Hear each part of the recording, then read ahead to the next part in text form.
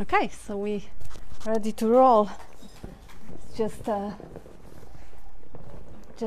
the four of us. Everyone knew that Bob is in a hospital, and Bob was actually requesting people with clarity to come and help that torch to burn, but people with clarity are here.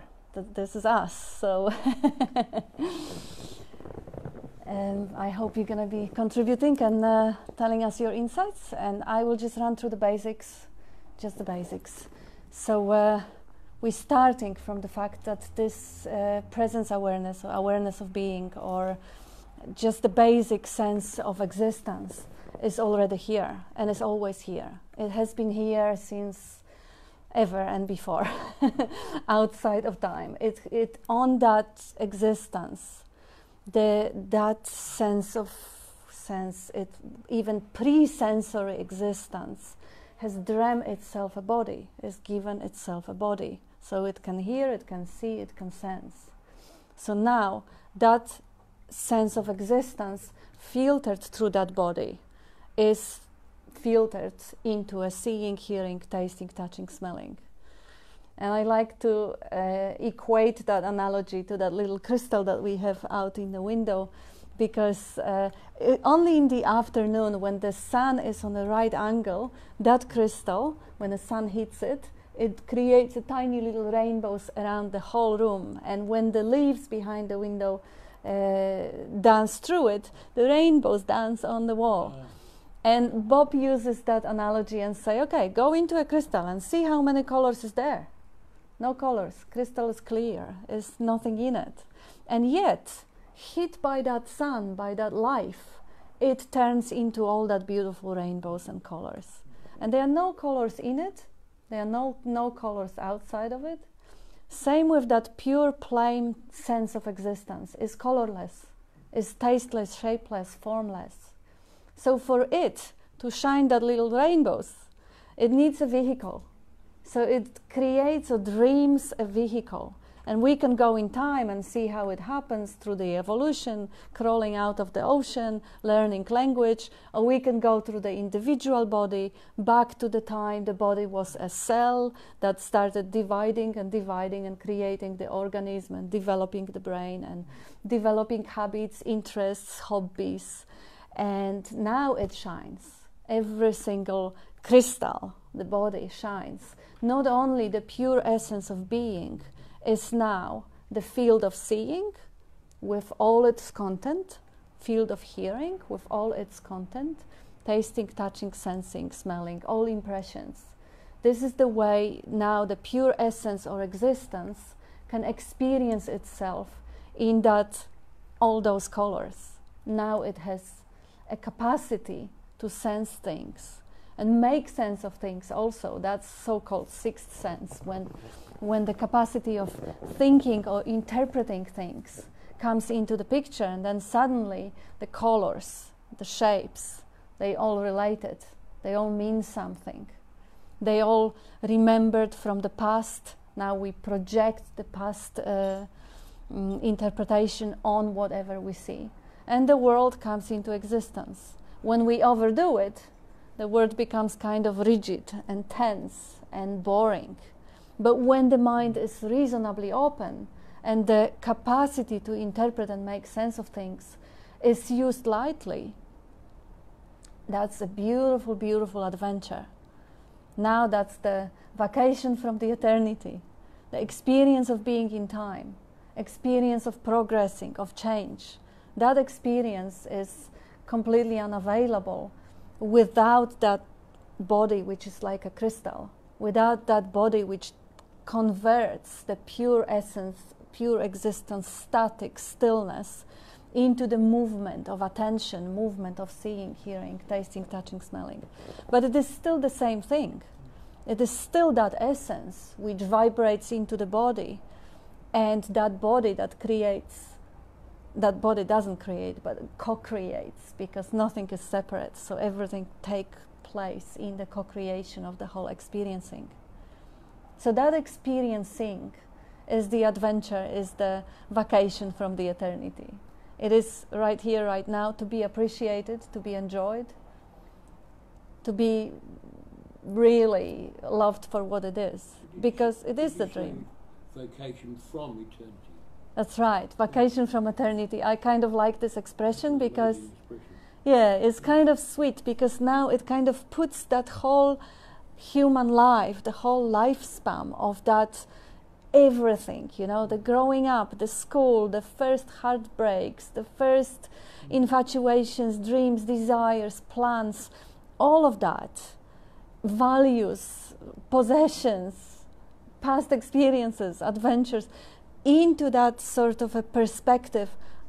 That's just an instant in the eternity of pure essence of being. So suddenly that pure essence that is completely timeless puts on the costume, yes, and goes for a quick vacation, quick holiday on the crazy planet where people are doing all sorts of, you know, having the form, having a shape, having a limitation. And when you see it from this perspective, you remember you are that one essence, that one life.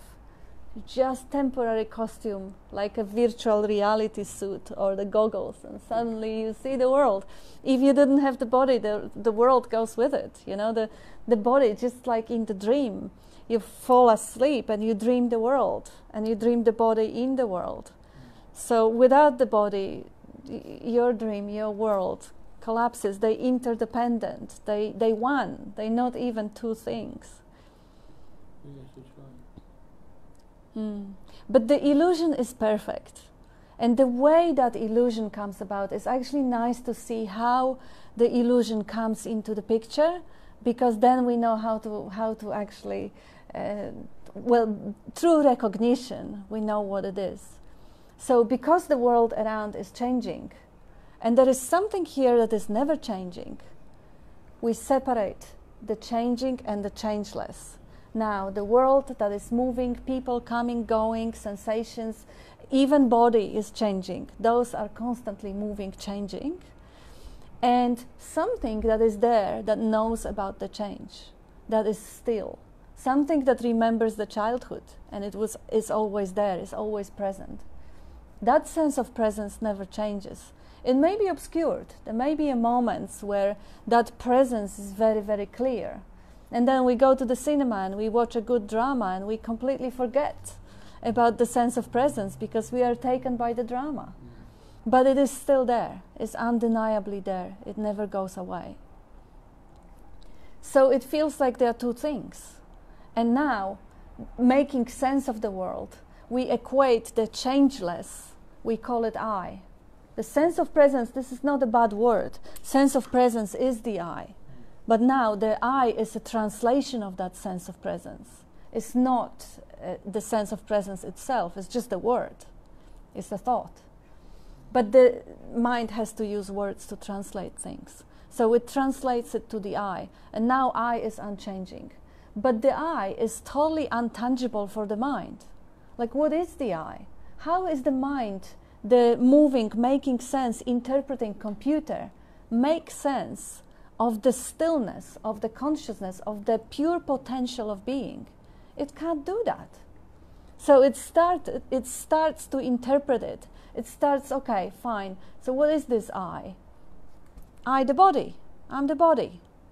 Even a little child is told, okay, you are the body, you are little John, or whatever you are. This is who you are. So the I gets a name and it associates with the body.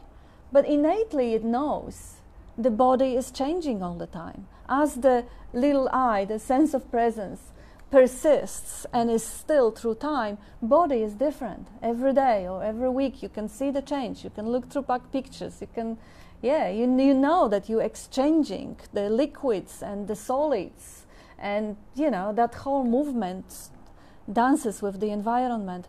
And you call it my body. So how is it you? It's not you. So the I, what is the I? We know it's not the body. So now we can say, okay, this is the narrative. This is the blah, blah, blah in the head that is constantly commenting on everything. So I'm my inner voice. This is what I am. But hey, something is aware of that inner voice. And sometimes that voice is quiet. So you can't be the voice. You are the awareness of the chatter, not the chatter. You are the one who hears that, who knows that, not the chatter. So now, what are you? You're not the body, you're not the voice. Oh, well, maybe my values, my love for the truth, maybe. So that comes up with the identification of being a seeker. I'm a soul. A soul. Okay, define the soul. Yeah, no, I know what you mean. I'm just throwing in examples. That's one that a lot of Yes. people like to use is I'm a soul, or you're a good soul, or an old soul. You know, I remember one time Wait.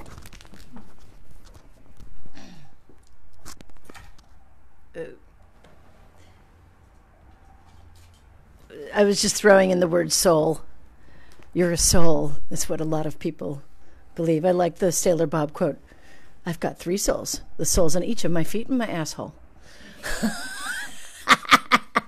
A soul, S-O-L-E, is a bit more accurate to say there's one soul appearing as many. Yeah. Okay, that makes, wow, that's game-changing and a different way of looking at it. From, you know what I mean? But, yeah, a soul, where does it begin and end? What are the spatial boundaries of that S-O-U-L or whatever? Where does it start and stop? It doesn't add up. No. Yeah.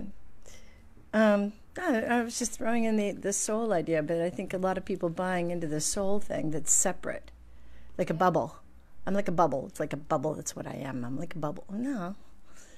And yeah, you can get yourself in trouble with that. Like think you're a soul that can reincarnate. Yeah. Old King Cole's a merry old soul. Yeah. Old King Cole's a merry old soul. I didn't hear. I'm sorry. What do you say? Well, I didn't have much to say about King Cole, but in the Rastafarians have 2 eyes because they always speaking about I and I. I know. Yeah, so that soul, they say, is a noble part of me. But I also have the ego. They believe there is an ego. There is a separate thing called ego. So soul is, in psychology, one could say, something noble about you. An ego is something ugly about you. So now you gotta get rid of it. You gotta kill it. Brush it under the carpet. And what do we know about the soul and the ego? They're all concepts. They're all ideas. When you don't constitute them to be anything, they don't really exist. I mean, yes, there is such a thing as immortality dream. It comes from trying to grasp the essence of who you are. Now, if you can't grasp this essence, you start adding to yourself. Oh yeah, I am the seeker, I'm spiritual seeker, I'm a mother, or I'm the Muslim or Jewish, or whatever I am. I belong to this group or to this society or this culture. This is, building the identity. And because it doesn't really feel that sense of uncertainty, we come up with the immortality dream. Okay, I'm immortal soul. There's a trouble with that, though. I'm existing before time and after time. What's your trouble? No, I'm just saying that the trouble with buying into anything at all, any concept, is we start to, suppose I think that I'm a mom. I'm a good mom, right? Anything that anybody says, well, you're a bad mom, is threatening to me because I identify as a good mom and you're telling me that's not what I am.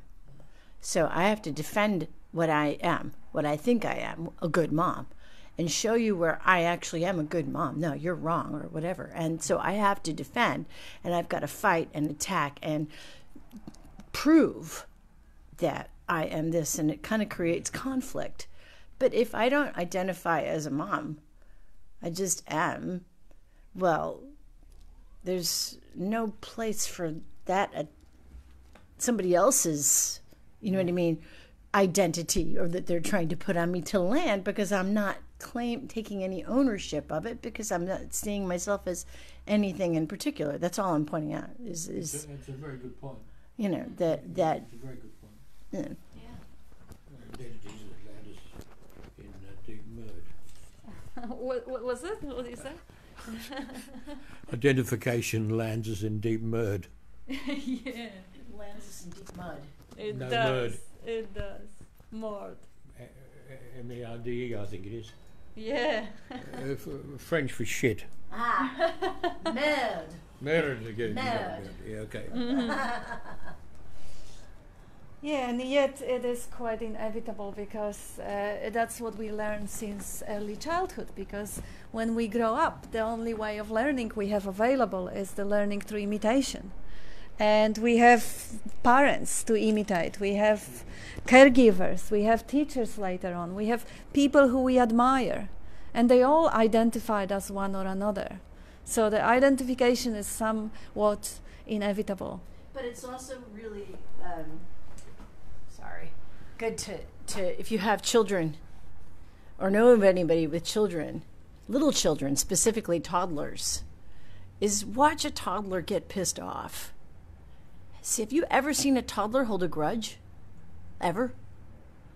Like a grudge, meaning they stay angry for a month or a week or something. They don't, right?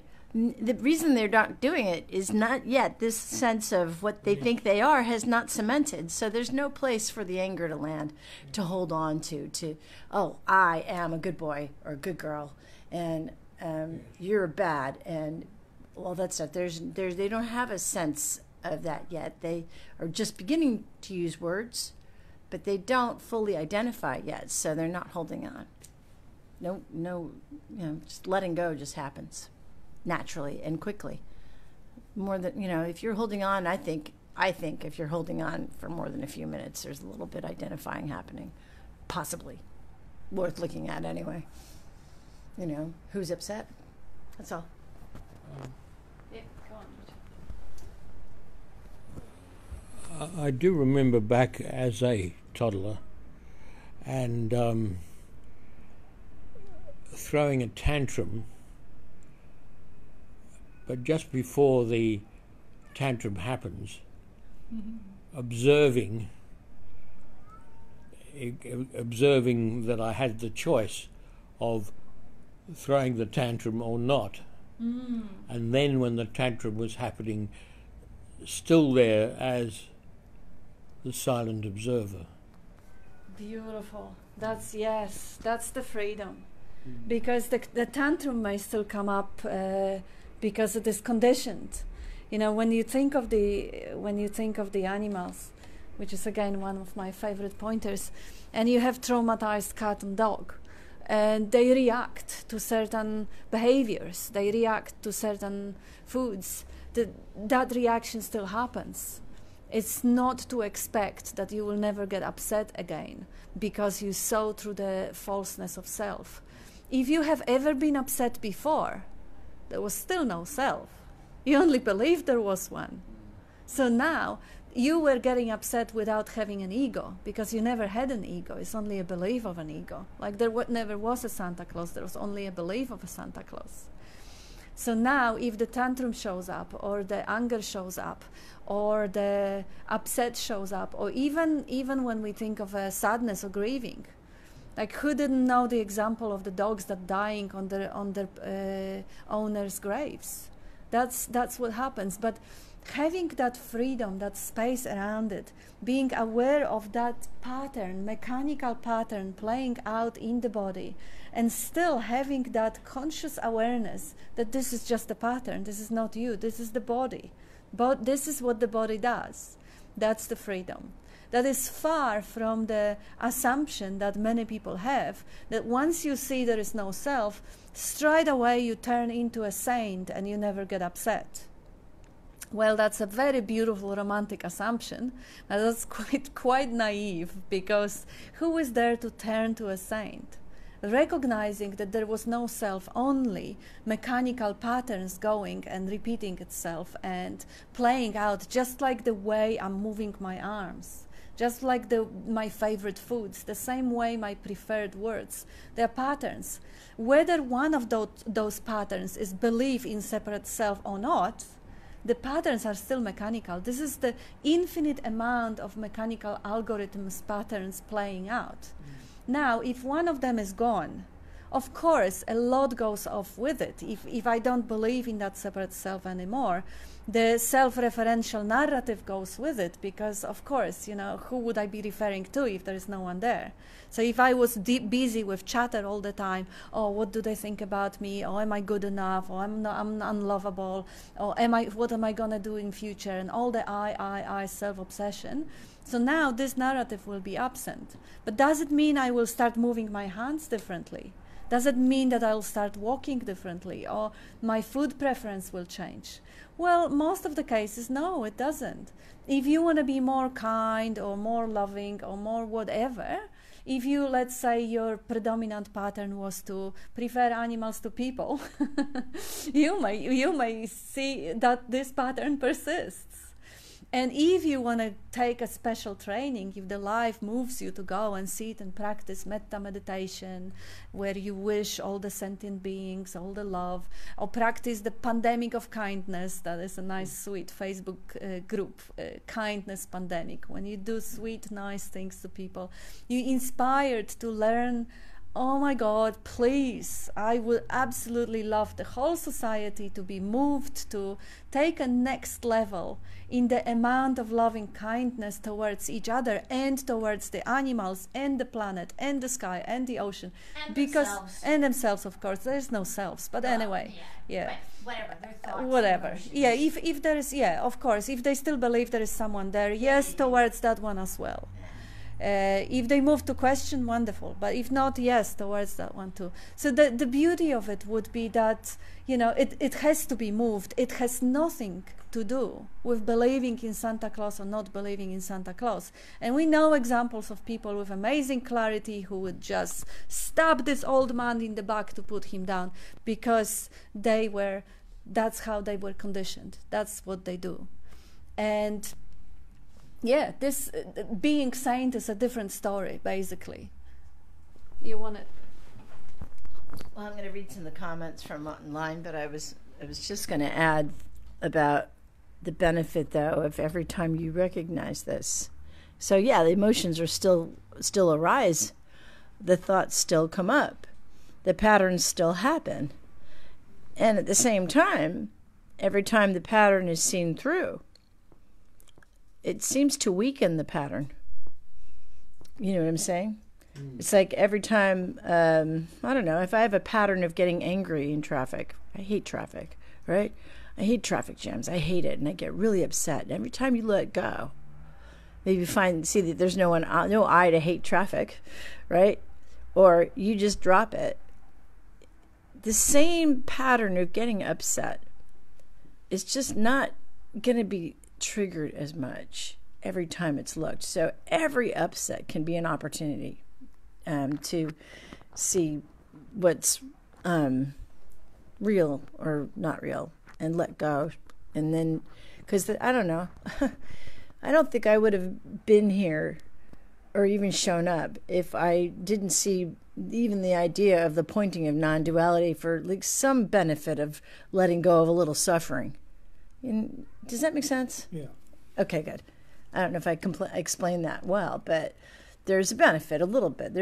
I have a hidden agenda, and I guess as I prefer to feel a sense of calm to feeling, freaked out all the time, the way I used to feel, okay, once upon a time, and I just find it easier. So anyway, I find that... Yeah, the human perspective is such, yes, absolutely. Yeah, so I'm going to... Perspective is not. We have good morning messages. And we have Tanya said, I can't find a me, but still there seems to be a looking for and a hoping to find something to happen. And then it will be confirmed that I am not this separate body-mind. Thought throws up doubts that the separate entity has been seen to not exist. Could it be that these thoughts or beliefs are just being taken to be true but are not? Maybe. I'm just adding my own stuff here, sorry. How can I look at this to clear up doubts and stop seeking? That makes it sound like there is someone that is seeking. Thought also says because irritation and anger sometimes arises that there is identification as a separate entity. Appreciate any pointers. I think I just kind of commented on that, like, in a way, Tanya, if you every time you catch yourself in that, you can use the pointer of who's doing that, who is throwing up doubts, who is, I don't know. That's, to me, the best pointer of them all, is find out who gives a shit. John David Weekly said, love to all. Good to see Kat keeping the meeting alive in Bob's absence. Amaranth said, dissolve the pattern, the problems that don't solve. Who is identifying with whom? Ignorance can't stand with investigation. Just role play or acting without actor is there. And he also replied to Tanya, I can't find me, but there seems to be a looking, or that part where she wrote that. He said, do not try to change the dream into noble ones or superior ones. Just identify its falsity and stop wanting happiness from the dream. Identifying dream as dream itself is a way out, not judging and assessing. That's Nisargadatta. John David Weekly said, when you are so full of sorrow that you can't walk, can't cry anymore, think about the green foliage that sparkles after the rain. When the daylight exhausts you, when you find a final night will cover the world, think about the awakening of a child. Unknown. Not sure who this quote is attributed to. And Amaranth said, Kat, beautiful. I liked your mechanical two meanings. Surrender that there is no free will, and be the best actor without its identification. Tristan said, that's true about every upset being an opportunity. I've found challenging and painful experiences to be more useful as pointers than pleasant ones. Yeah. In fact, Tristan, I'm going to kind of add in and just say that it seems sometimes the bigger the drama, the bigger they'll release, in my experience anyway. It's like, whew, it's a big opportunity.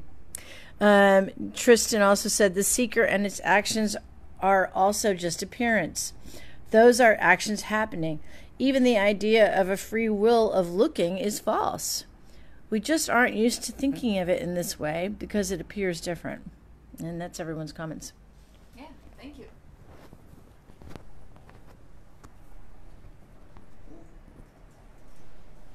Did you want to say something, Frank? No? Yeah, I had a question about that. Yeah. Oh, the body thing. You know how, like, the logic behind the body is not even us, is that it changes, whereas the sense of I doesn't change. But why can't the sense of I change, like how the body changes? Yeah. This sense of I, this is the paradox. This is why the mind which is changed, the mind which is constant making sense of things and logic, trying to grasp and identify I as something changing and fix it. If I think the I is something that can grow, can develop like a soul, that can get some merits and can get a better place, the heaven or the better body, if it believes in reincarnation, then the I is an object.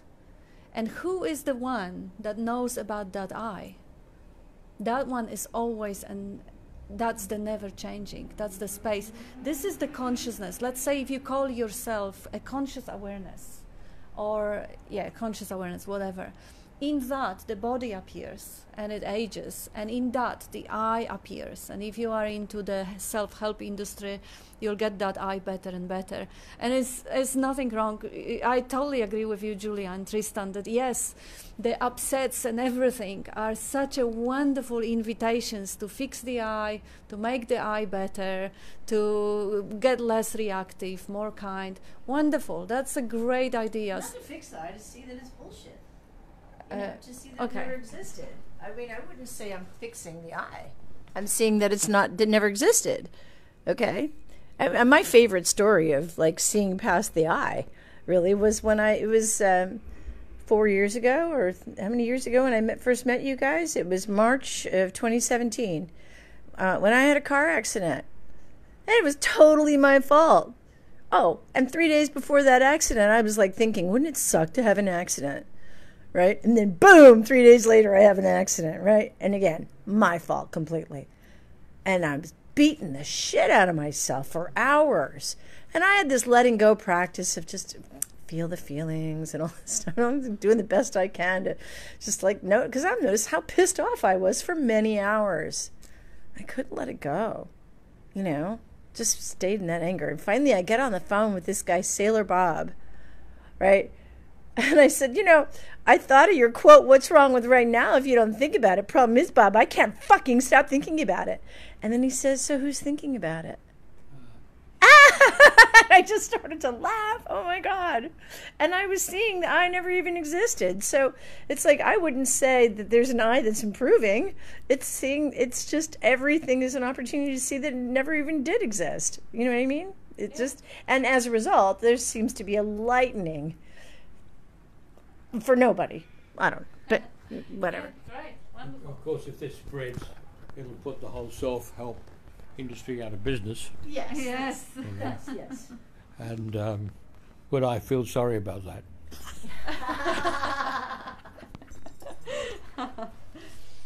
Well, I like to always look at intentions because, as Nisargadatta has pointed out, the intention behind every action in the whole appearance is one, and that intention, that movement, is love. So we can call it that this is one essence appearing as everything, or intelligence, energy, or conscious awareness, or presence, or being, or we can call it love.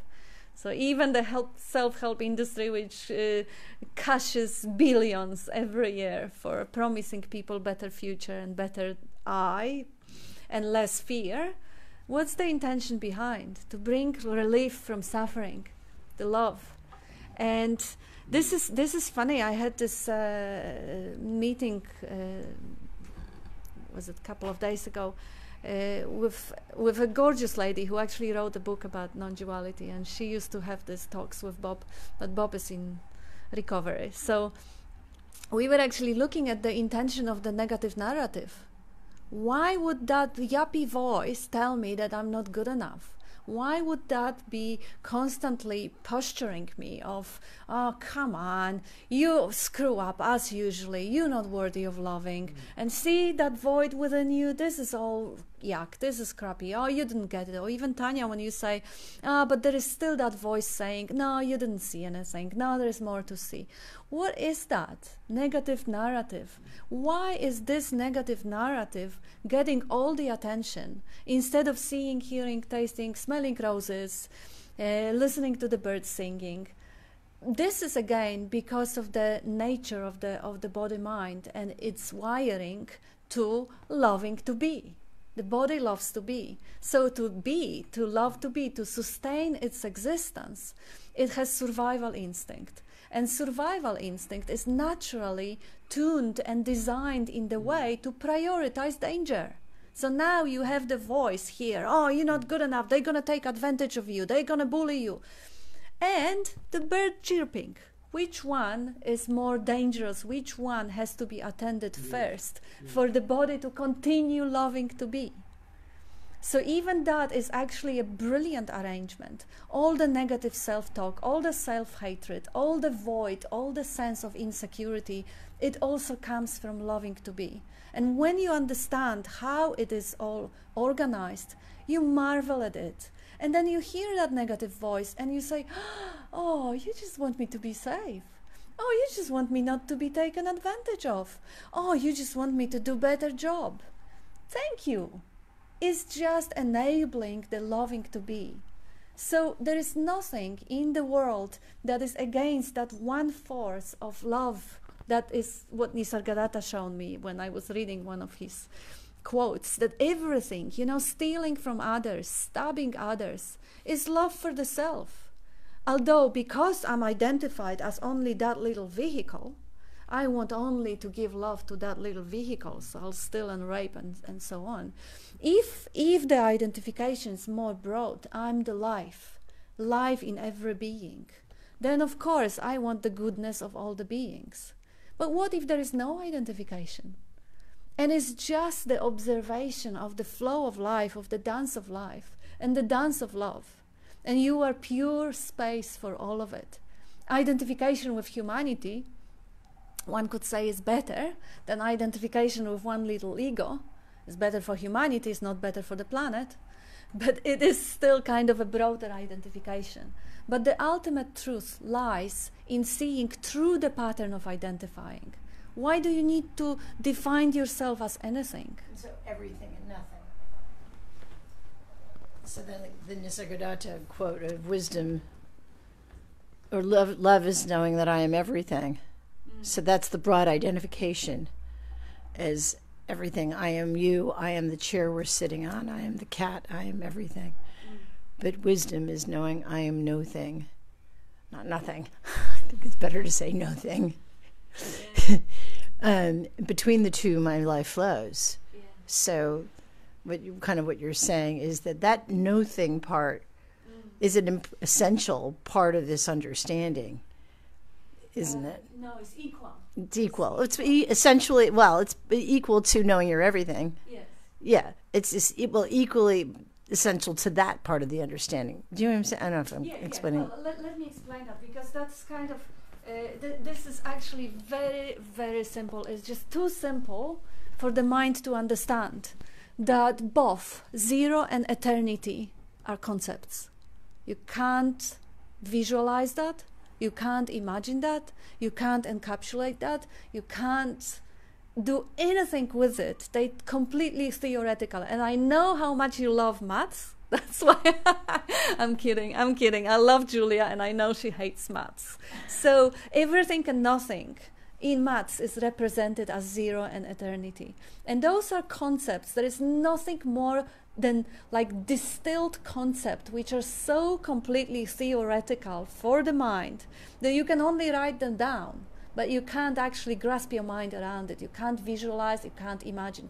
Imagine zero. It can't. There's always something on which you imagine it. But you want to this is to stop the mind. I guess I think this is to stop the is mind. The correct answer. That's right. Right. So when Nisargadatta says, I am everything and the nothing, or when we say that the world exists and it doesn't, that I, the body, exists and it doesn't, everything is form and emptiness equally. For the mind is one and the other. Now is love, now is nothing. Now is wisdom, now is nothing. So for the mind, it constantly moves, it flows, it has to go beyond the opposites, because mind is movement, thought is movement, it is a vibration. But the truth, the ultimate truth, is beyond both. It is neither, and it is both. It's beyond, it's completely. It's like Bob is using the analogy of the mirror. The reflections in the mirror is full of reflections, they're all there. You can't take them away, because this is a reflective surface. But at the same time, they're not there. Because you go and try and grab one, no, there's nothing there, it's just a glass. Reflections are there and they aren't there. The same they are talking about the world, the Maya. When you get your microscope on every little piece of solid matter, you see the movement of subatomic particles that are moving so fast that they feel or seem solid, but you can't even measure it because your presence affects the measurement. So it is really a field of probability, constituted or made sense of by the mind that has been conditioned to recognize certain frequencies and not recognize others, to see certain things. And it constantly expands by instruments. You want to say something? Just, yeah. That does raise a question, although I guess it's I should be asking a physicist, but I wondered if atoms moved a lot slower, would things be a lot softer? Yes, and perhaps that's why rubber balls are soft, because the atoms are moving slowly. Yeah, but anyway, on a more serious note, do you think it's better to deal with patterns on an individual basis, or just not go there, which is actually my strategy? But I just wondered whether that actually, for deconditioning purposes, it might be better to kind of tackle patterns one by one than just not bothering. Oh, that's a beautiful question. That's an amazing question, and really the answer is see how is life doing it in your case. Because you may be moved irresistibly to address certain feelings, certain strong sensation, if it happens in the heart or in the gut, and it's so strong that it's yelling out for attention. You can't ignore it. Like you had the angina attack, you can't ignore it. It's just so strong. It's you have to address it. And other patterns, like, you know, people, they do the opposite. They go into their judgmental patterns or whatever, and they rumble in the head, how to make sense of it. That's pointless, because it disappears when you stop thinking. So life is just such a brilliant self-organizing movement that it will actually move you. You can totally relax and trust life. If pattern needs to be tackled, you will be moved to tackle it. If the pattern is better to just be left alone, starved with attention, you will be just starving. I mean, any sort of effort you can actually see. If you have the tendency to rather ignore the pattern, just look other way, see that pattern of looking the other way, because that's interesting. That's something that is really interesting. And as you watch that pattern, it may change, it may break. But usually the attention is, the whole machinery is so brilliantly constructed that when the attention is required, it will call for it.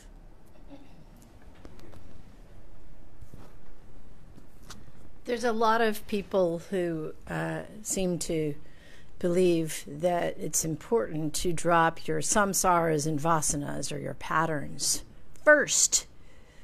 Like you have no you become pattern free or something like that. You have no patterns, and then, you know, you will see the patternlessness or something like that, and know and live from that pattern. Then maybe you're enough.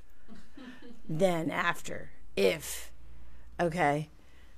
And at the same time, I don't know about that, but it can also work the other way around of, see, I don't know. I did say everything and nothing, and I get that they're concepts, but again, it's like I'm using a word, but point to no words.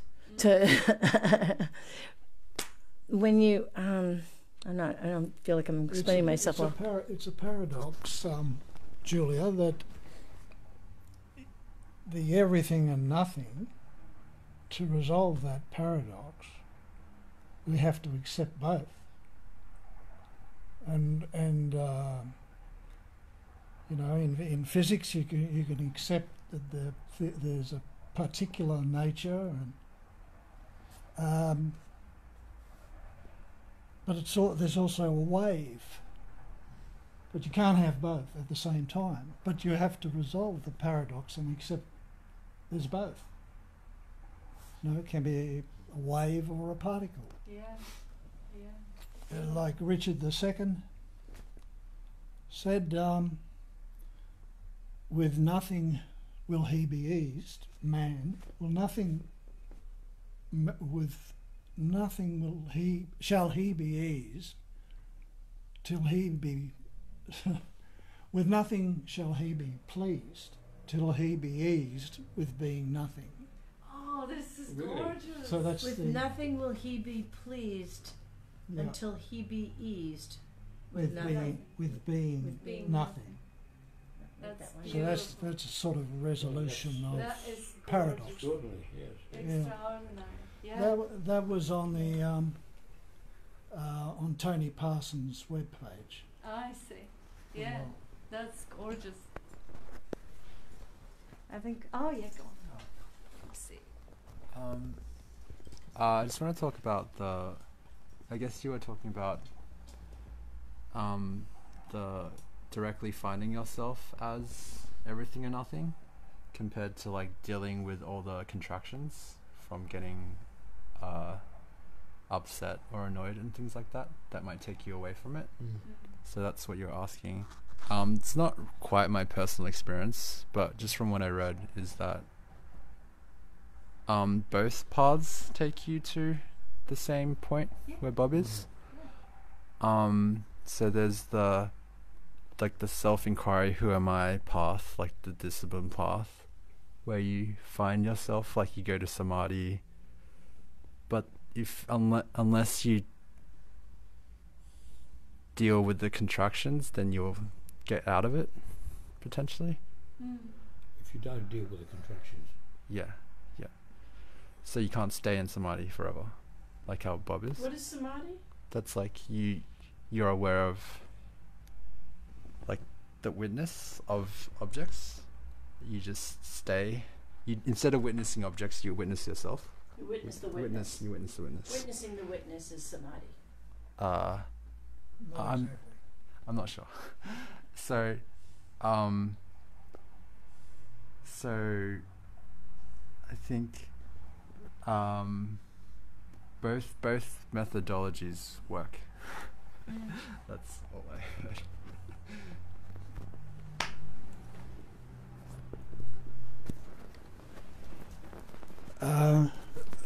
Just talking about samadhi, that's a concentration state.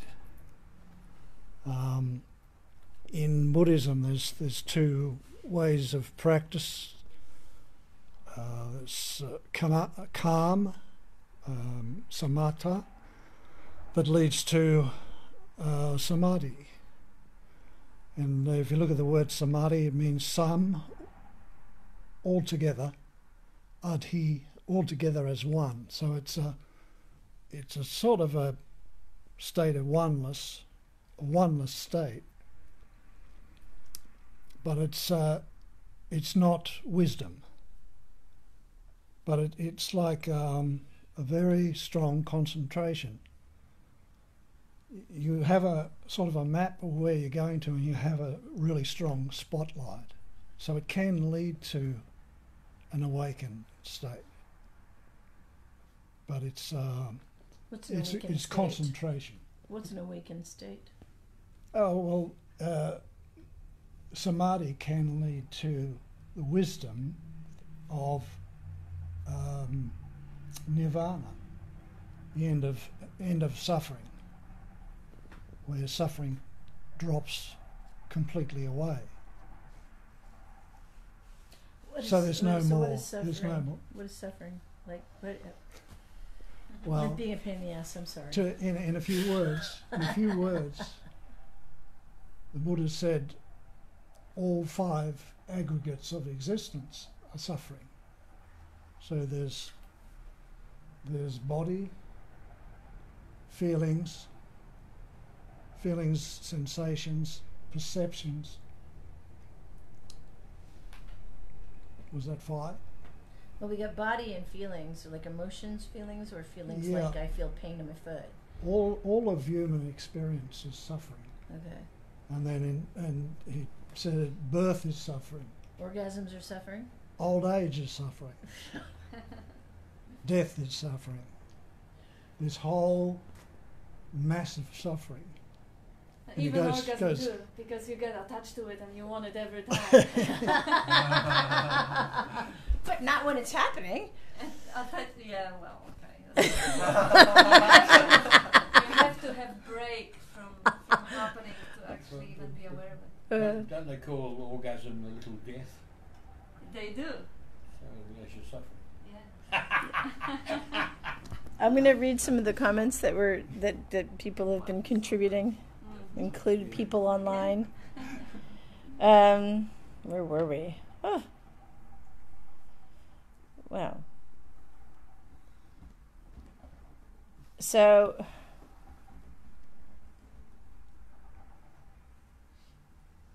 I'm not sure if I read this already. Oh yeah, I did. Okay, so the last thing I think was Amaranth said, fixation is a notion, though it's part of unmanifested consciousness game. He also said, love is the only law in my life. I give, never ask love. That's Nisargadatta. Tristan said, I think people tend to confuse physical sensations with the I. It's an identity associated with a sensation, be it a pressure in the body from anxiety or a feeling of pleasure or whatever. But those happen automatically. There is no identity making it happen. Yummy. I like that. So, if you are expecting those sensations to disappear, or at least to completely disappear, it's having an inaccurate expectation. Amaranth said, thanks, Kat. Everything is in harmony in the universe. Everyone is traveling from love towards love. Tanya replied to herself, so the dream is just happening. Seeking is just happening. Yes, no one is seeking. The dream is just as it is. Just thought says it should be a certain way. That's right. What comes up now is, who wants to know? Who wants to have more insights? That question should take care of itself, by the way.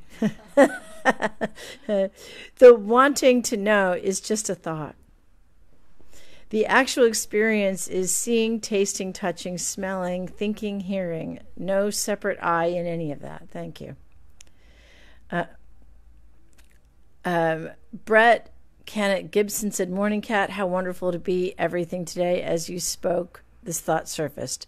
To solve, dissolve the resolve to evolve.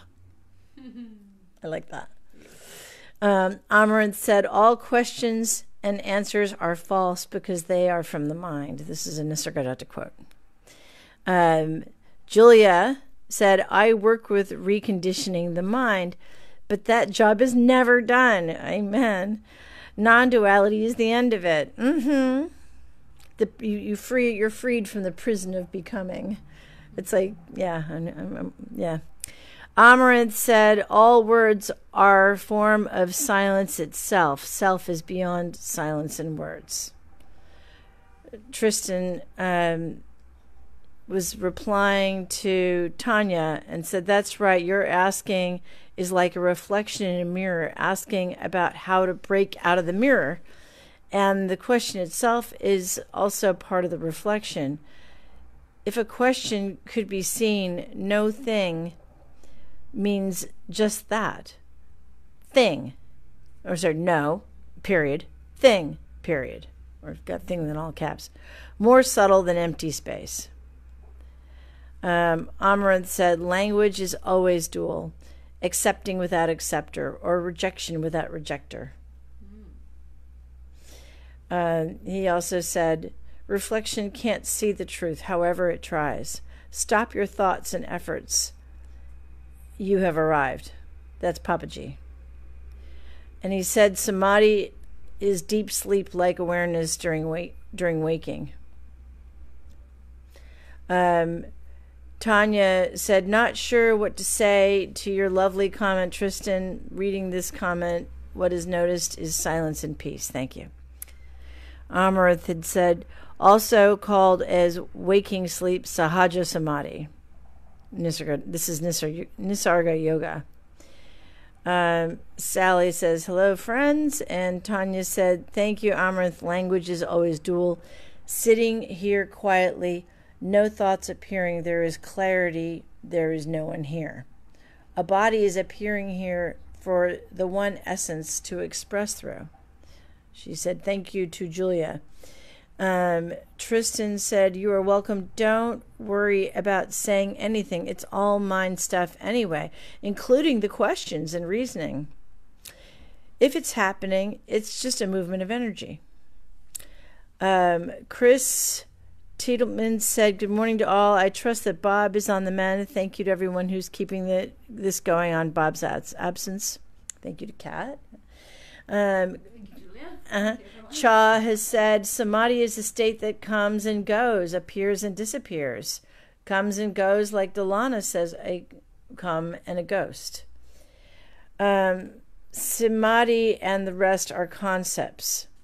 Everything you say using words are concepts. Bob would smash me for bringing them up.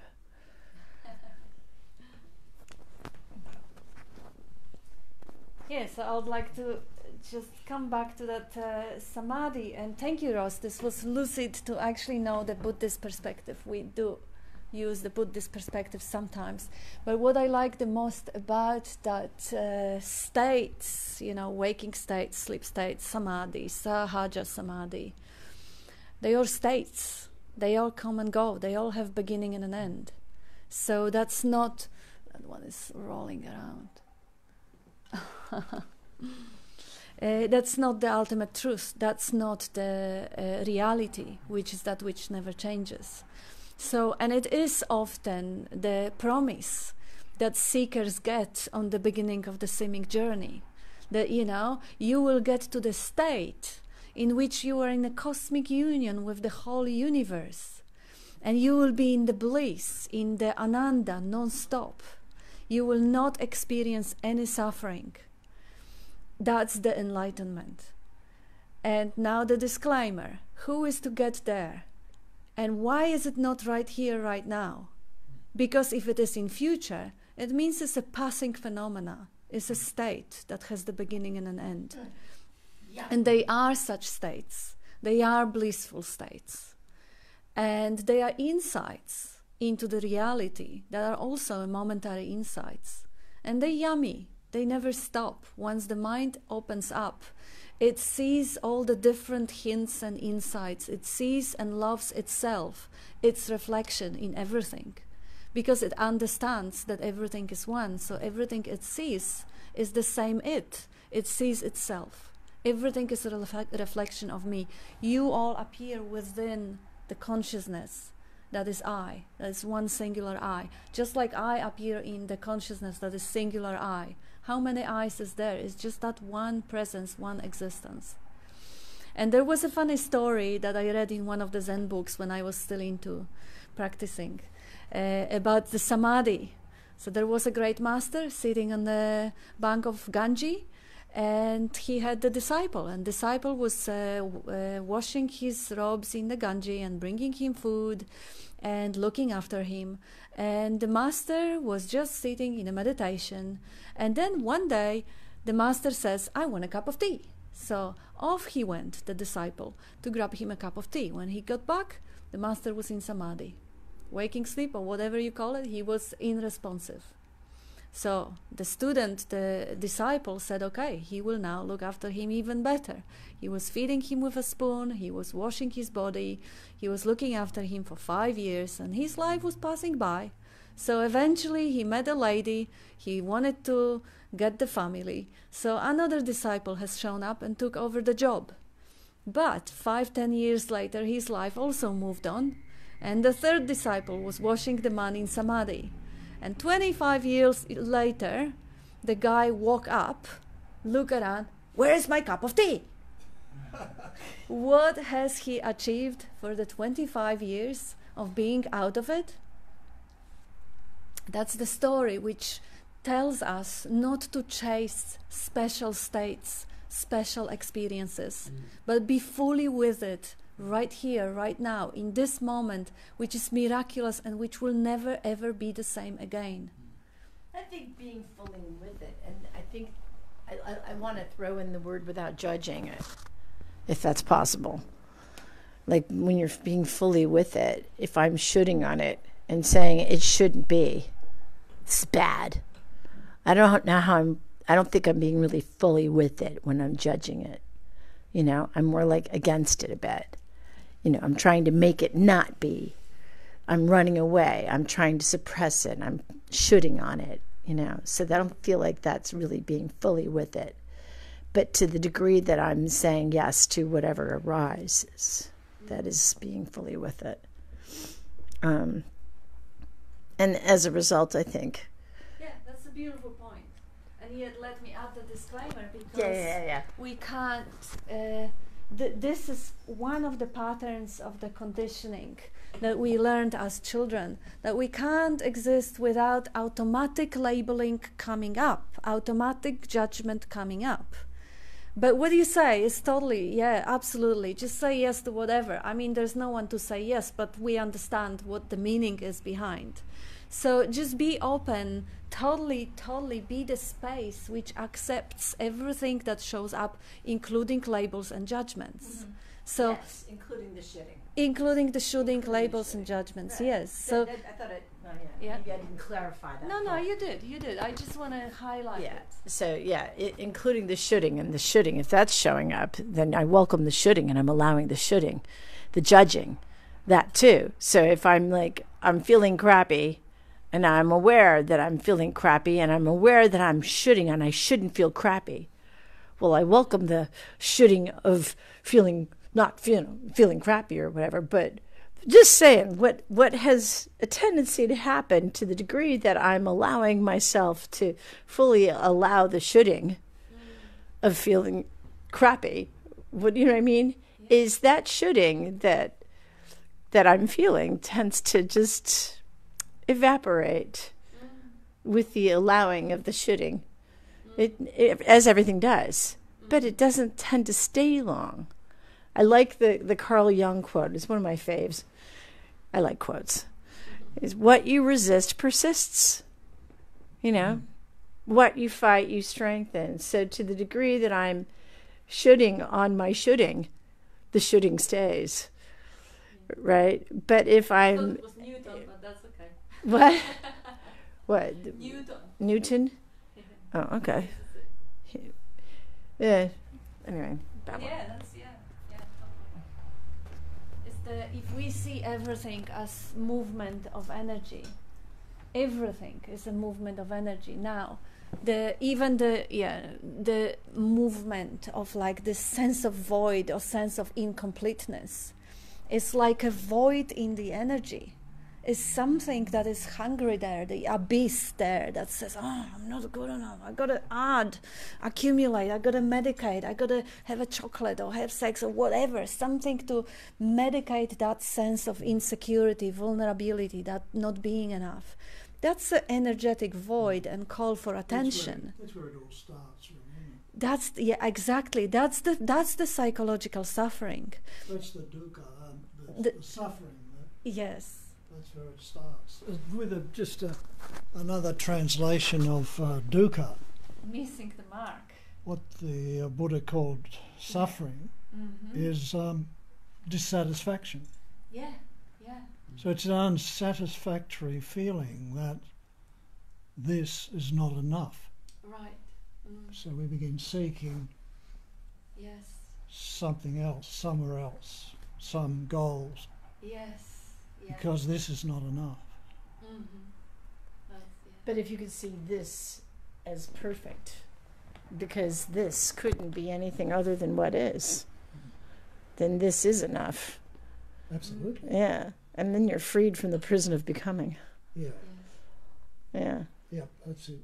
And also another disclaimer, because it does not mean that the seeking mind will stop, because the seeking mind, the mind that part of the whole construct, even that identity, the identity that looks around for dangers and fix it, is part of the loving to be, is part of the survival.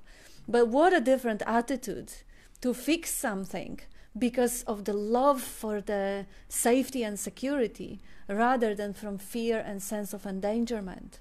What a beautiful attitude to learn new skills because of the love of life rather than to try and medicate that sense of dissatisfaction and discomfort.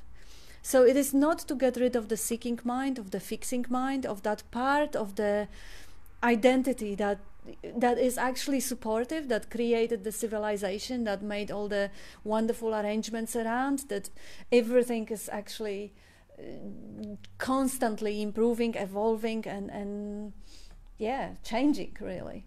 So even the sense of dissatisfaction can be included in the overall, when you, Frank, mentioned the sahaja or samadhi or whatever as the witnessing of the witnessing.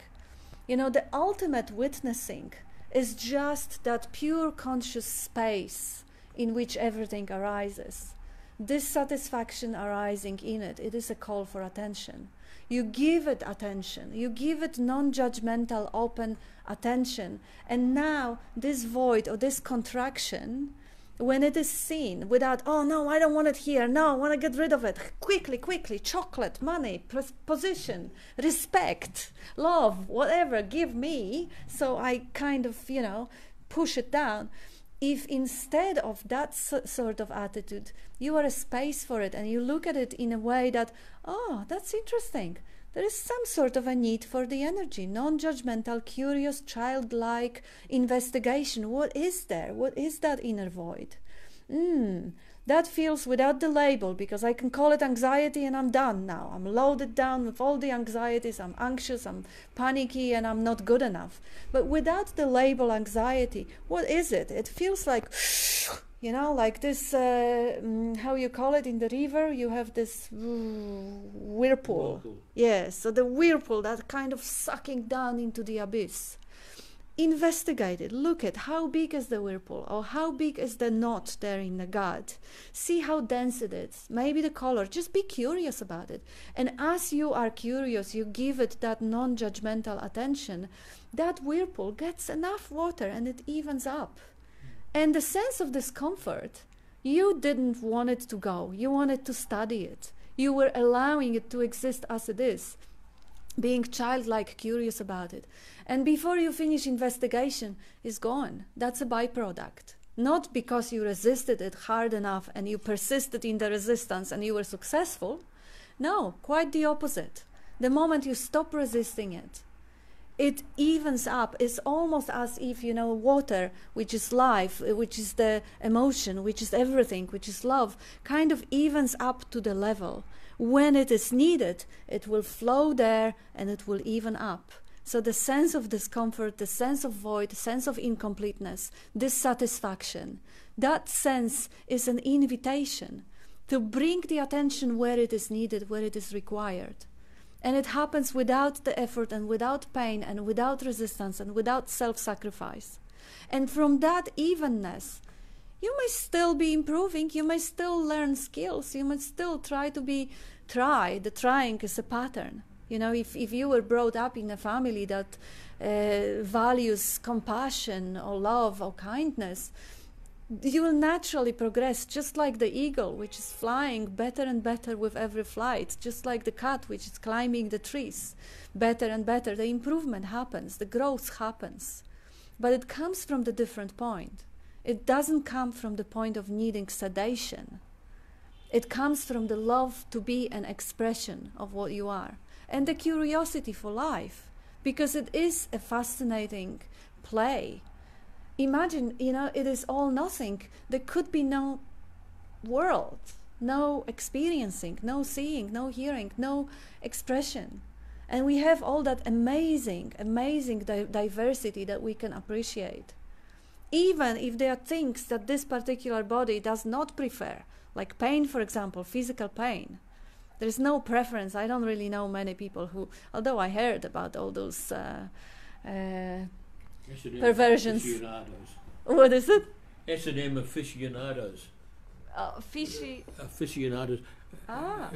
Sadomasochistic aficionados. That is exactly what I meant. Yeah. But on another matter, or actually reverting to what we were speaking about earlier, of course we don't really know whether spending years in samadhi may have some sort of a cosmic benefit. It's said that all the alleged yogis in caves in the Himalayas are assisting creation in some manner. I mean, who can say? Absolutely. But there is a story I picked up in India that of course yogis wear the saffron robes, and this story is about producing those saffron robes. You get the khadi, you get the cotton cloth, and you dip it in the saffron dye, and you hang it out in the sun, and the sun shines down and does his or her best to take all the colour out and just about manages it. There's just a slight little bit of colour left in the sun couldn't get rid of, and then you dip it again and you go through the same process. And each time there is more and more colour The saffron is becoming colour fast. Wow. Now, so Patanjali's sutras, which have us dipping into samadhi, is likened to dyeing the cotton cloth, and that each time we dip, the samskaras and the vasanas, the conditioning is said to melt away. So. Wonderful. Yeah, so there we go. I don't know where we go with that, but No, I love that. It's yes. gorgeous. It's gorgeous because it kind of points to that great intelligence of life that doesn't do like random idle movements, that everything is an embodiment and expression of that brilliance, of that fantastic unthinkable intelligence. So you're totally right. We don't know why and what anything happens for in the broader scheme of things. Even worse than famines and viruses can have the greater influence on the collective awakening, or, the suffering increasing, decreasing. But I love those stories because, first of all, stories are babies of the absolute as much as the trees and stars. They are all beloved children of that godliness or that love. And the more energy or love in the story, and especially when you talk about the saffron robes and the sun and all that does, how much attention, how much energy, how much life going through that process. Beautiful. And the impact the whole story would have on people. This is the way to love life, to actually appreciate all those aspects. Because you're right, the guy sitting in samadhi for 25 years, what would that affect on the cosmic scale, the whole collective consciousness, if we go with the story that the collective consciousness is greater than the consciousness as one? Because that is a story. I can say the whole manifested world appears within me, with all the stories, with you, with everyone else. And that's just one cosmic consciousness. And hearing the stories, feeling they touch your heart, oh my God, and still knowing that yes, maybe it is, maybe it isn't. The open mind, maybe it is so, maybe it isn't. It's said that the Vedas were cognized by groups of rishis. I don't know how many, possibly 5, but one of them, 4 of them, or whatever the number is, were in the deepest possible samadhi, and one, the scribe, was just not quite so deep, and he relayed what was coming through the other rishis, and that gave us the immortal Vedas.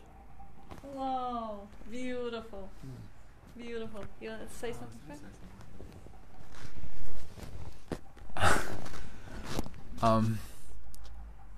So I feel like Bob is in that state all the time, even with his eyes open. He doesn't have to sit there. He can still move and act in the world. It's not like they have to just sleep in the cave to maintain that state. Yeah. And then the other thing is like that analogy where they dipped the thing to get the saffron. It's kind of like a taste of that state, but then you get drawn back into the world when something annoys you or irritates you, so you get taken away. So that's kind of like the sun taking the samadhi away. And then the practice, I think, is to like fall in love with the, like to fall in love with the truth of who we are all the time, and not get drawn back to objects. Yes. Yeah, that's a wonderful way you actually read that analogy. That's that's gorgeous. The whole thing with the state of samadhi and the being in any state is you are in it too. You may get distracted occasionally by thoughts and mostly the narrative about me, the self-obsession, but because it is natural state and it's always there and nobody can deny their own existence, their being. Look at those cats. They existing. They are conscious about their existence. They're not asleep or in coma. So that state is underlying everything. It's not even a state, it's a pre-state or pre-sensory presence. So it is inherently ours right from the start, which there is no start, with no beginning, no end. So the whole thing about non-duality is to recognize, acknowledge, and give the credit where credit is due. That life which is leaving you, that life which makes you see, hear, taste, touch, smell, is there all the time. You're seeing, you're hearing, you exist, you are conscious. This is the samadhi, but now on the natural state. But now attention moves within it, and attention goes into problems, goes into the stories about, oh no, I'm not good enough, I'm not there yet, I have to practice more, or I have to become cleaner, or vasanas and sanskaras, I have to dissolve them, or I have to do that. Those are all stories in the head. Those stories appear on that screen of pure presence, pure existence. Now, questioning those stories, or disbelieving those stories, or loving them for what they are, just stories, just distractions, brings back the witnessing of that witnessing, the witnessing of what's happening. There are feelings arising, there are objects arising, there are thoughts arising, stories arising. In between them, there are stories that I'm not good enough, or I have to practice more, or I'm not there yet, Bob is there, but I'm not. Those are all stories, because you are as alive as everyone, as Bob, as Buddha. He's not around, but Buddha is just like Christ. It's a name for a consciousness. Siddhartha is not around, or Jesus is not around, but the consciousness, the pure consciousness is always here. It's just that this consciousness is being overlooked because it is too obvious. Is so undeniably obvious that for the mind it is nothing. So nothing is there all the time. But it is not a no-thing. It's not a nothing like a void, like a vacuum. It is the not a thing. It is the being is not a thing. You can't grasp it. You can't put the circumference around it. But you can't deny it. You exist. You know that you exist. There is existence. So this existence is the natural state. Now, how much attention goes to that pure existence? Mostly zero. Maybe in meditation, when you manage to catch the gaps between the thoughts. So people say, okay, then we have to keep meditating. No, it's actually enough to acknowledge that existence of consciousness and then notice everything that comes and goes as everything that comes and goes. And then everything that shows up is not that important. It is just the passing phenomena in consciousness. Where the attention is going, oh, that's a nice looking girl. Oh, no, I don't have enough money for bills. Oh, I'm sick, whatever. This is where the attention is traveling. But attention can travel only because there is that plain screen of pure being. And acknowledging that plain screen, even twice a day, just for one quick moment when you just, something changes. I am. Okay. And now the thoughts rushing to the head, and again it's trapped in the thought, trapped in the story, blah, blah, blah, blah, blah. And then another moment, oh, I'm awake now. These are the moments when, for a moment, you just acknowledge whatever is, as it appears. And then, of course, the attention will be stolen because, again, we've practiced it for all our life to give most of the attention to the mind. But there is a nice little, sweet little exercise which I used to love doing before I even met Bob. But when I met Bob, he even reinforced it. The seeing, hearing, tasting, touching, smelling. Just a practice of practice. It's not really a practice. It's just a movement of attention being distributed a little bit more evenly. Because we habitually focus into hearing the narrative, the commentary, and interpreting whatever it says. Now, taking that attention down to what's presently happening. Narrative is always future, past, not here, not there, shouldn't, should, something that doesn't really happen. And now, in the body, there is a seeing happening. That's the filtration, what I started to talk today, that, you know, the pure being filtered through the eyes becomes the field of seeing. So that seeing is immediate, is here, is right now. Seeing, follow that seeing back to where it begins. What is there that is seeing? Seeing starts, you know, this field of seeing, it starts somewhere. What's there? What's there? Ah, nothing. Nothing is seeing. Yet it is seen. The seeing is happening. So now the same, hearing. Like you hear the noise there, the tram just passed, or there is a bird, or there is some sort of a sounds there. You focus on few of them. When you hear them, few of them, 2, 3, 4, 5, as many as you can hold in your attention. And now locate them roughly. They cover the whole space in different direction. So the hearing is totally, just like your gaze, is everywhere. You are that everywhere hearing. But where the hearing originates, it feels like it starts in the ears. That's what we were told. Also, when you close your ears, the hearing diminishes. So yes, the instrument has something to do with it, but does it actually generate the sounds? Does my ear generate the tram passing? No, it's only the instrument. But what is that hearing? Where does it originate?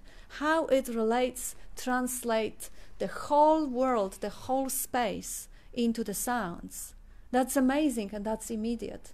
Anywhere you are, when you're walking, you're driving, you're talking to someone, you can always acknowledge a couple of background noises. And that attention that goes to that immediate present background noises is the same attention that is going to be pulled out from the drama of the narrative, because you only have limited amount of attention. You only have the processing capacity of up to 60 beats per second or something. So now suddenly that attention is processing something else, background noises. So the yapping in the head is gone. It doesn't get attention. Is that what you, Richard, was saying? That's the pattern which is being ignored.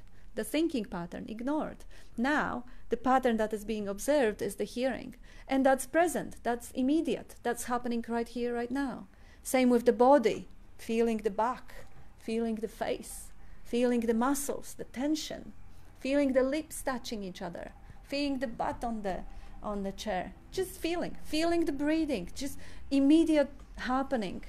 That takes the heaviness out of the narrative away. That diminishes the suffering, because now we are with present happening, not with the drama as much, because we are using that wave of attention. And again, it seems like it is a practice, and who would be doing the practice? Well, the answer is obvious. The life. There is no one else to do anything. There's always life. If life is moved to follow the pointer, the life will follow the pointer. And what will happen in the narrative? The credit taking will happen. I did it. I do the practice. But whatever, let the narrative do its job. That has its function as well. Even the narrative, as I explained, the negative narrative, every narrative is an evolutionary tool that is brilliant and is to be totally appreciated. It's just that when we unconditionally believe it and the full attention goes and gets trapped in it, that narrative which constitutes me not good enough, full of resentments or void or anger or whatever, unresolved, unfair or whatever. That is when the suffering. Yes, it's in non-dual circles. It's fashionable to blame the mind, but of course, if the mind is totally responsible for seeking, this of course applies to the Buddha as well. Absolutely. Yes, but surely there's dukkha, the unsatisfactoriness. Yes. May not be wholly arriving in the mind, but the self, the overarching self, recognizing that in an aspect of it there is something missing. Yes. Yes. Yes. And it actually reports the truth, like if there is an identification as anything less than totality, the magnificence of that brilliance, intelligence of life, the narrative is totally right. You're not good enough. Of course you're not good enough. As the fragment, of course, you're missing the whole rest of it. If you think you are the little body or little mind, incomplete, having very limited skills and talents, and not having the absolute totality, if you are not the life that expresses through the greatest singers or musicians or authors or whoever, that are all happening within your consciousness, but you think they're separate, of course there will be a sense of void. And thank God for that. Otherwise you would never question. So this is all, in a greater scheme of things, is that brilliance shining out wherever you look. It's just a question, can you see that? Because if you know this is that intelligence of life, you can actually find that brilliance. You can find that phenomenal arrangement in every situation, and you're recognizing the reflection of your own self. Because you are that totality. This is who you are. This is your essential nature. That sophisticated body, that life full of suffering, that life full of injustice, the stories that show up in every, like, imagine how many stories would have been in one body throughout the lifetime, and story about other bodies having their own stories. Incredible. What an incredible creativity. And all those stories comes with images, with feelings. All those stories are reflected, in the body. If this is a sad story, there will be a sad feeling. And then eventually, if the sad story in a sad body will persist for too long, the chemical reactions will cause the disease, will cause the sickness, will cause the cancer, or whatever it is. And that is not to say that it works reverse as well, because to have the disease, you don't need just a sad thought. You need 1,000 other elements. You need the whole universe collaborating.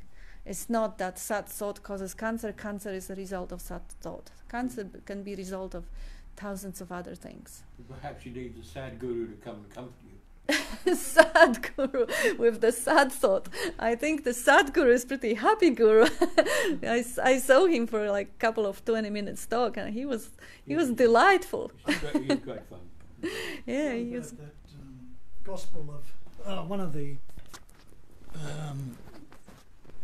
Gnostic Gospels, when you were one, you became two. Yeah. Now, what do you do? Yeah.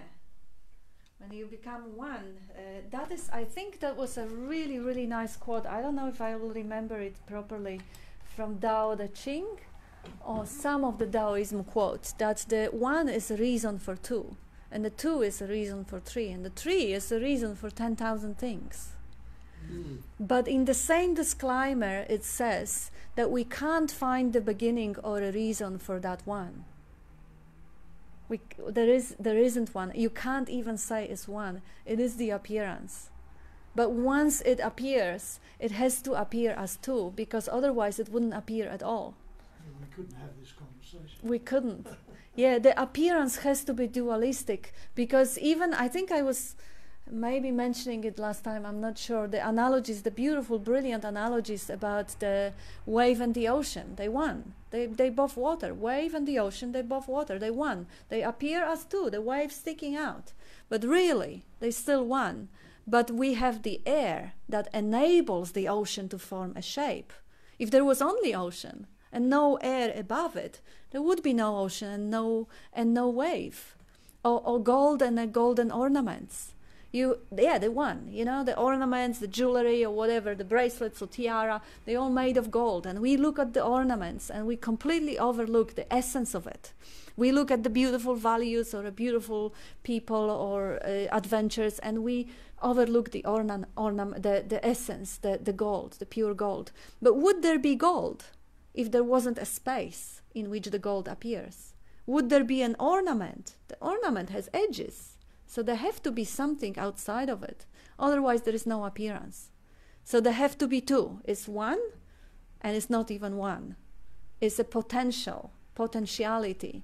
And out of that potentiality, the duality comes up. And the duality in no time becomes 10,000 things. They call it 10,000 things, but it's infinite infinite, the zero and the infinite is of course only a theory, because it can't be processed by the mind, but it can be relatively, like relative zero. We have 0 apples on that table. 0 is functional relatively, but absolutely is unimaginable. Like the temperature also, we have the zero that is kind of a relative zero. So the mind can only work within the frames that you put on it, up, down, just and between, of course, the movement. But that potentiality, that one, which is not even a one, is stillness. It's like one could say the electricity is the movement, and it is, just the potential there.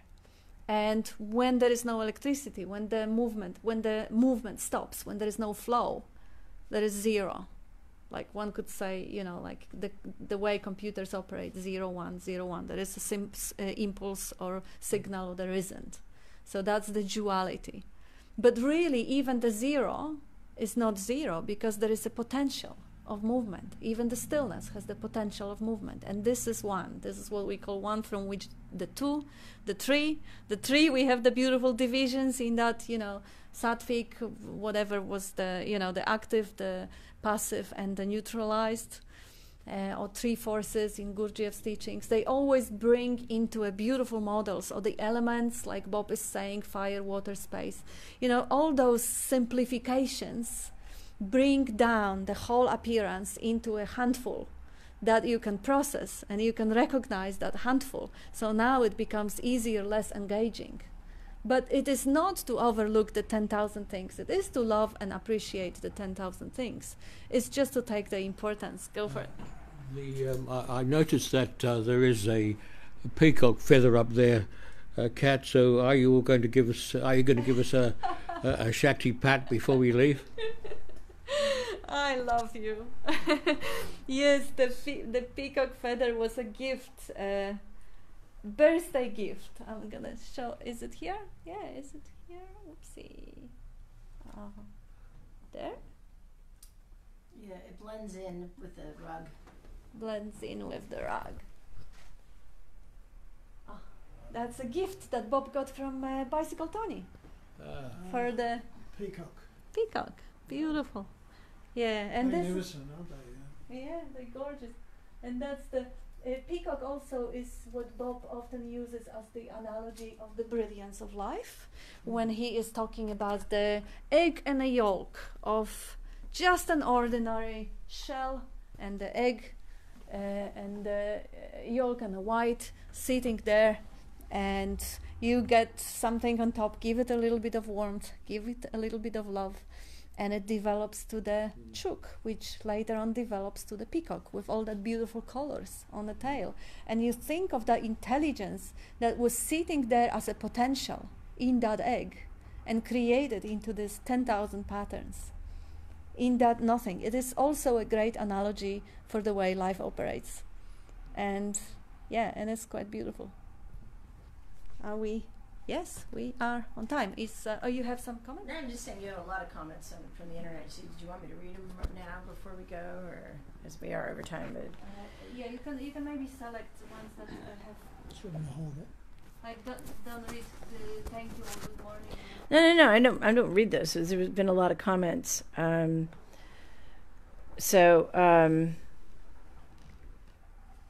The one that's popping in my mind, I guess, is Amaranth said there's 3 types of samadhi, because a lot of this talk today was about samadhi. Saviksplach means artificial suppression of mind. Nirvikapala, see, I'm not saying this right. Thank you. Means mind is temporarily dissolved, like deep sleep, but again comes back. And Sahaja is a natural, complete extinction of the mind, but never comes back. And this is according to Ramana Maharshi. My question, I guess, at least about that comment, that mind, complete extinction of mind that never comes back. What is mind? Good point. Isn't it a thought? So if you're saying, if Ramana is saying there's a complete extinction of mind, isn't that a thought being expressed? A mind, how could you say that without a mind? How could anybody have a mind that's completely extinct and then have words that's like, because that's, to me, I don't get that. But just saying, I don't understand that. I also don't understand Ramana Maharshi's enlightening the cow when he said, "Oh, you are now free." He's liberated the cow, and I love Ramana. I do. I really love him. But there's some things I just like. It implies there's a little. He had some beliefs, a few, that were not that he was amazing or anything, but there were other comments here. Bill liked your story about awakening to the tea. He said to be totally immersed in the moment leaves no space to question. Julia says, yes, Kat Adamson, I love what you were saying. Shining a light and allowing the energy is when I see the most profound shifts in my clients. Love all of it or none of it. Cha says, I asked Bob what it feels like for him when he walks around, and he said, I feel like you. Amaranth said, beautiful Cat, all words and thoughts can't describe the indescribable, even self too. Amaranth also said, here is everywhere, now is eternal. Thought makes it limited. Ha ha ha. Tanya says, seems like attention on stories fuels them. I would agree with that. What is wrong with right now if you don't think about it? Doubts are only thoughts. Thank you all for reminding of the actual experience is just happening, flowing beautifully. So much peace, love, and happiness appearing now. That's beautiful. Amaranth says, beginning is end is beginning. Just cancel each other. Jane says, thank you so much. Love to you all. Now we get more love messages. Amaranth says, mind takes shape externally and thoughts internally with desire. No shapes or thoughts, even if there doesn't matter, you know them as false. This is a Nisargadatta quote. And Ben just commented, I've come in late. Sounds like a fascinating discussion. I'll go into meditation now and listen to the replay later. And let's see if I missed anything. There's a quote, I guess, from Cha. It says, wherever you see name and form, it's a dream. That's Papaji. Beautiful. And I think we're done for today, and I'm rushing to see Bob. So thank you again, everyone. Thank you for being here, and thank you for the comments for everyone who was with us online and helped. Bob will be really, really appreciative. He's, he really wanted to keep going. Thanks.